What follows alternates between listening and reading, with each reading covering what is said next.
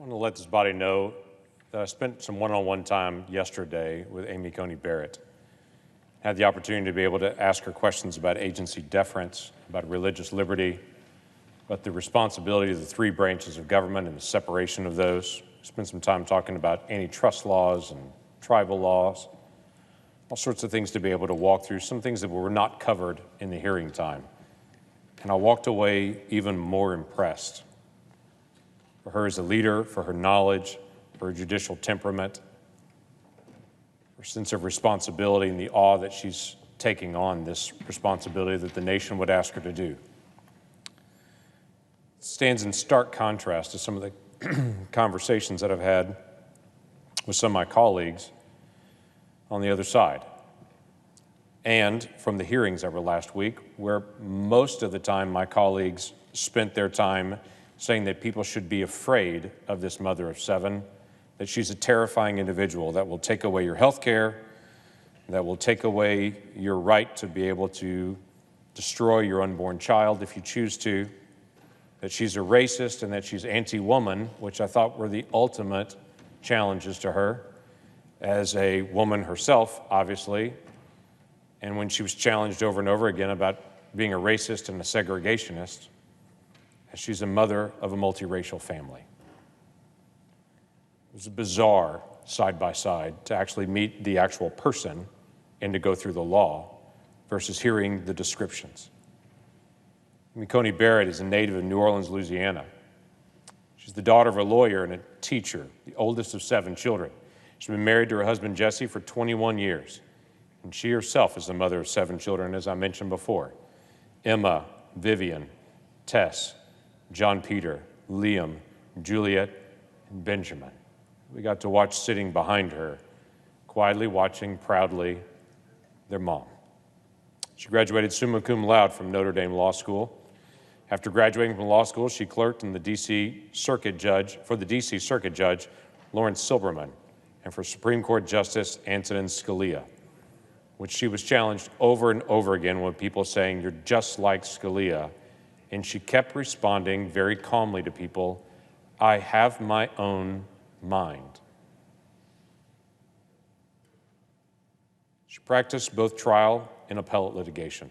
Judge Barrett also worked for more than 15 years in academia. She was a distinguished legal scholar at the Notre Dame Law School, University of Virginia School of Law, and George Washington University Law School. Published articles in the Columbia, Virginia, Texas, and Cornell Law Reviews. 3 graduating classes in Notre Dame Law have selected Judge Barrett as the Distinguished Professor of the Year. In 2017, she was nominated by President Trump to serve on the Seventh Circuit Court of Appeals and was confirmed by this Senate with a bipartisan vote. Judge Barrett's colleagues at Notre Dame Law School signed a letter supporting her 2017 nomination, calling her a model of the fair, impartial, and sympathetic judge. Since joining the U.S. Circuit Court of Appeals for the Seventh Circuit in 2017, Judge Barrett has participated in over 600 cases. The ABA Standing Committee issued Judge Barrett a well-qualified rating based on the qualities of integrity, professional competence, and judicial temperament. When confirmed, Justice Barrett will be the 5th woman to serve on the Supreme Court in its history. She'll be the first mother of school-aged children to serve on the court, and she'll be the only sitting member of the court to have graduated from a law school other than Harvard or Yale. She'll also be the 2nd sitting member of the court to have been born in the South and only the 2nd member in the court history to have been born in Louisiana. She'll be the only sitting member of the court to have served on the 7th Circuit, which hears cases arising out of Illinois, Indiana, and Wisconsin. During the Judiciary Committee hearings, we heard testimony from Laura Wolk, a former student of Judge Barrett's. It's a remarkable testimony. She said in part, "Should you confirm Amy Barrett, the country will receive something far greater than simply an unparalleled legal mind. The Supreme Court, and therefore all Americans, will gain the service of one of the kindest individuals I have ever known. Her brilliance is matched only by her compassion, and her honesty is beyond reproach. I do not speak in mere abstractions. Rather, I have experienced these characteristics firsthand with life-changing results. Judge Barrett described a mentor who gave her a treasured book of literature to commemorate their relationship. Well, Judge Barrett has now passed on that torch to me, giving me a gift of immeasurable value, the ability to pursue an abundant life with the potential to break down barriers so that I can leave this world a better place than I found it.